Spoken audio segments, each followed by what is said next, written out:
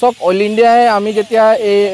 অইলৰ মুখ্য প্ৰৱেশদ্বাৰ ঘেৰাও কৰিছিলোঁ তেতিয়া তাৰ পিছৰ পৰা অইল ইণ্ডিয়া কৰ্তৃপক্ষৰ পৰা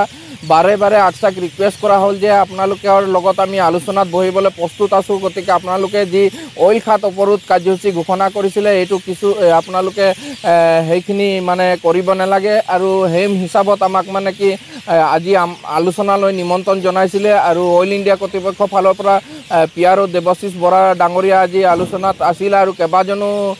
শীৰ্ষ বিষয়া আছিলে। কিন্তু আমি ভাবিছিলোঁ যে চাহ জনগোষ্ঠীৰ ৰাইজৰ স্বাৰ্থত অসম স্থায়ী ছাত্ৰ সন্থাই দীৰ্ঘদিন ধৰি যিবিলাক দাবী আমি উত্থাপন কৰি আহিছোঁ সেই দাবীসমূহৰ ক্ষেত্ৰত কিন্তু তেওঁলোকে ইতিবাচক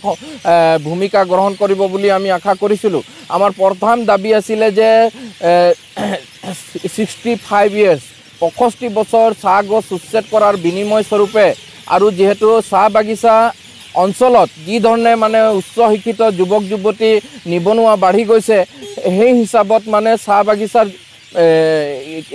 প্ৰাৰ্থীক অইলত সংস্থাপনৰ ব্যৱস্থা কৰাৰ ক্ষেত্ৰত আমি দাবী উত্থাপন কৰি আহিছিলোঁ আৰু আমি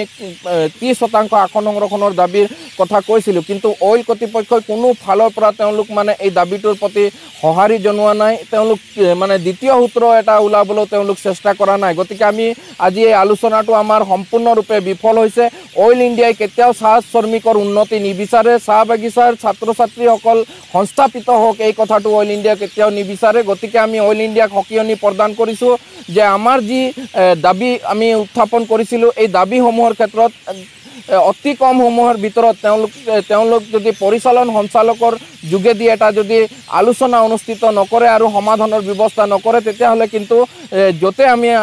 মানে য'তে অইল ইণ্ডিয়া যাব তাতে মানে আমি তেল খাত অৱৰোধ কৰিবলৈ বাধ্য হ'ম। আৰু অইল ইণ্ডিয়াক আমি আজি আলোচনাত সকিয়নি প্ৰদান কৰি আহিছোঁ যে আপোনালোকে যিসমূহ বাগিচা উচ্ছেদ কৰিব লৈছে এইসমূহত যদি আপোনালোকে যায় কিন্তু অইল খাত অৱৰোধ মানে আমাৰ কৰিবলৈ আমি প্ৰস্তুত আছোঁ আৰু গতিকে আপোনালোকে আমাৰ দাবীটোৰ প্ৰতি সঁহাৰি জনাবই লাগিব। যিকোনো বিনিময়ত আমাৰ আমি উত্থাপন কৰা দাবীসমূহ যিহেতু আমি উত্থাপন কৰিছোঁ যে চাহ জনগোষ্ঠীৰ যুৱক যুৱতীৰ সংস্থাপনৰ কথাটো এতিয়া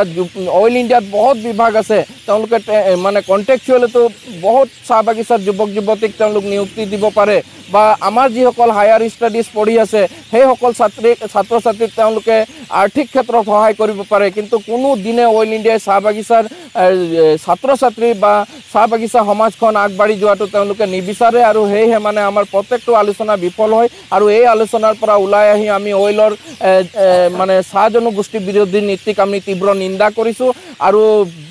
মানে চাহ বাগিচা উচ্ছেদ কৰিব গ'লেই আমি পুনৰ অতি সোনকালে মানে যদি অইল ইণ্ডিয়াই আমাৰ দাবীৰ প্ৰতি মানে CMD লেভেলত যদি আলোচনা অনুষ্ঠিত নকৰে কিন্তু চাহ বাগিচা উচ্ছেদ কৰিব গ'লে আমাৰ তীব্ৰ হুংকাৰ চলিব। অইলৰ বিৰুদ্ধে আমাৰ মানে যি অৱৰোধ আছে এই অৱৰোধ আমি মানে কৰিবলৈ বাধ্য হ'ম আৰু সেইখিনি মানে অইল ইণ্ডিয়াক আমি আপোনালোকৰ যোগেদি জনাই দিলোঁ আৰু সেয়েহে আমি এটা অইল ইণ্ডিয়াক আহ্বান জনাইছোঁ যে অতি সোনকালে আটচাই উত্থাপন কৰা দাবীসমূহৰ ক্ষেত্ৰত যিসমূহ মূল দাবী সেইসমূহৰ ক্ষেত্ৰত বিবেচনা কৰে, নহ'লে অন্যথা কিন্তু অইলৰ বিৰুদ্ধে আমাৰ আন্দোলন আৰু ভয়ংকৰ হ'ব।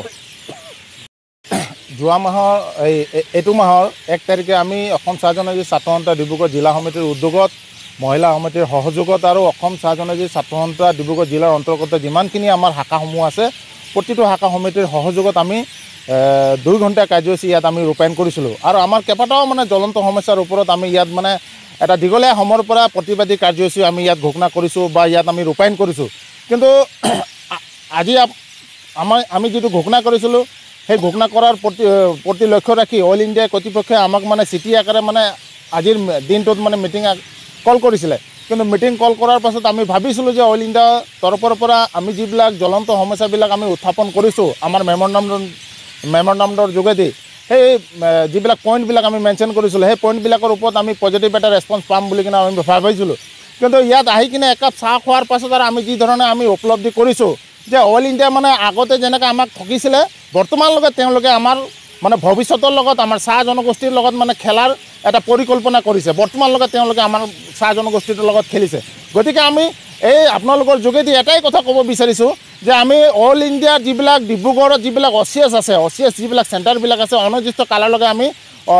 মানে বন্ধ ঘোষণা কৰিবলৈ আমি বাধ্য হৈছিলোঁ। কিন্তু সেইবিলাক পেপাৰত তেওঁলোকে গম পোৱাৰ পাছত তেওঁলোকে আমাক মানে চিঠি আকাৰে আমাক মানে নিমন্ত্ৰণী জনাইছিলে আৰু আমাৰ যিবিলাক জ্বলন্ত সমস্যা আছে এই জ্বলন্ত সমস্যাবিলাকৰ ওপৰত তেওঁলোকে এটা সঁহাৰি জনাম বুলি কিনে তেওঁলোকে আমাক ৰিটেন আকাৰে এটা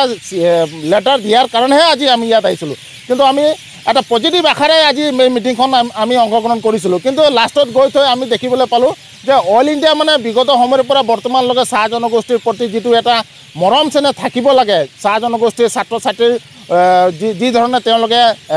চাকৰি ক্ষেত্ৰতে হওক বা স্কলাৰশ্বিপ ক্ষেত্ৰতে হওক বা বিভিন্ন যিবিলাক অল ইণ্ডিয়াৰ তৰফৰ পৰা চাহ জনগোষ্ঠীৰ কাৰণে কৰিব পৰা যিবিলাক এটা মানে ব্যৱস্থা আছে তেওঁলোকে কোনো ধৰণৰ বৰ্তমানলৈকে গ্ৰহণ কৰা নাই। গতিকে এইটোৱে লাষ্ট বুলি কিনে আমি অল ইণ্ডিয়াৰ লগত আলোচনা ভাবি লৈছোঁ। আৰু যদি অল ইণ্ডিয়া যদি ভাবে যে অসম চাহ জনজাতি ছাত্ৰ সন্থা ডিব্ৰুগড় জিলা সমিতিৰ লগত কথা পাতিম বুলি,